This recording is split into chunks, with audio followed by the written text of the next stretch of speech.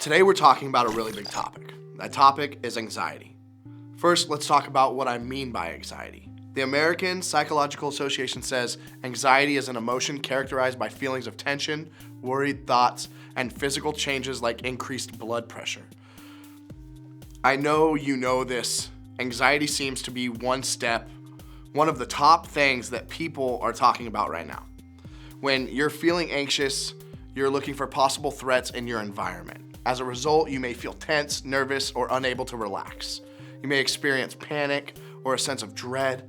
You may feel like your world is spinning or speeding up or maybe even slowing down. Okay, that's what anxiety feels like. But there's different types. There's helpful anxiety, unhelpful anxiety, consistent anxiety. That's why we're here today.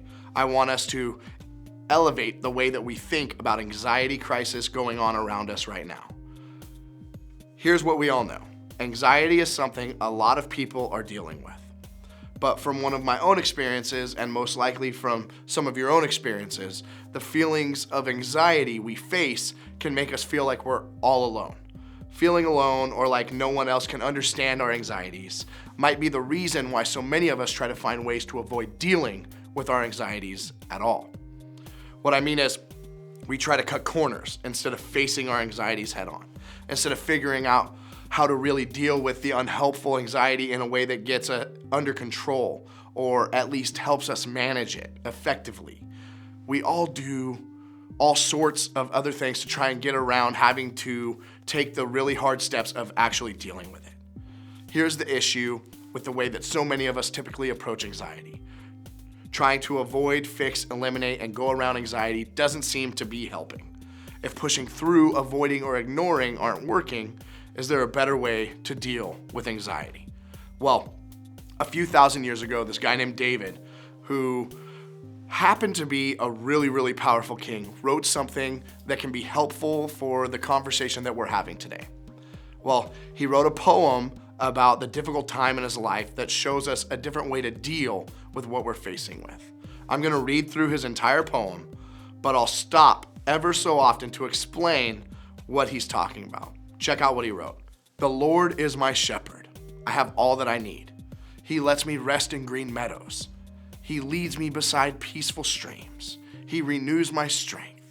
He guides me along the right path, brings honor to his name. Even when I walk through the darkest valley, I will not be afraid, for you are close beside me. We said earlier that it seems like so many people are trying to avoid anxiety. Well, David says there's a different way. The darkest valley he's referring to are difficult moments or experiences that we face in life. There are ways to go through our darkest valleys. Not only that, David experienced walking through the difficulties of life. And he was able to say to himself, I will not be afraid. This seems impossible, but David says the reason this can happen is because God is with us. When we do the hard but good work of going through anxiety, God is with us. You are never alone when you feel anxious. God makes a way to know you'll be okay. Okay may not mean cured or without or completely healed from anxiety, but it does mean that you can be more okay than you may feel right now. When I say okay, I don't mean things will automatically be fixed or disappear or be better.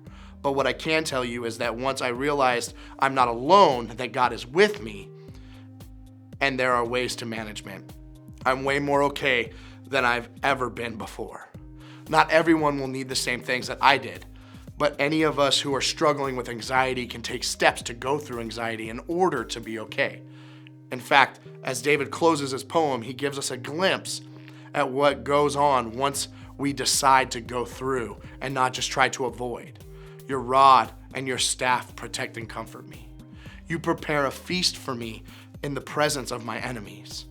You honor me by anointing my head with oil. My cup overflows with blessings. Surely your goodness and unfailing love will pursue me all the days of my life, and I will live in the house of the Lord. David says that as we journey through life, we can be confident that God is equipped to help us through our darkest valleys. Not only that, we will come to find that God blesses us, is good to us, and loves us so much. Remember, God makes a way to know that you'll be okay. Okay may not mean cured without anxiety or completely healed, but it does mean you can be more okay than you feel right now. And how do we know that this is true? Well, David uses a bunch of language that explains what a shepherd does: rod, staff, leading. All of it is connected to how a shepherd guides his sheep.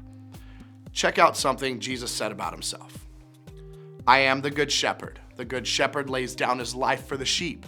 He who is a hired hand and not a shepherd does not own the sheep, sees a wolf coming and leaves the sheep and flees. And the wolf snatches them and scatters them. He flees because he is a hired hand and cares nothing for those sheep. I am the good shepherd. I know my own, and my own know me. Jesus said that he is our good shepherd. He's saying that a not so good shepherd would leave their sheep when danger approaches. But as a good shepherd, Jesus says he will stay committed to us no matter what comes our way. Today, even though we can't see Jesus, we get to follow his spirit who guides us. How you walk through anxiety matters. So what would it look like for you to walk through or help someone else walk through their anxiety? Here's a few ideas. Talk to a trusted adult. Get honest about whether you're having anxiety feelings or constant anxiety.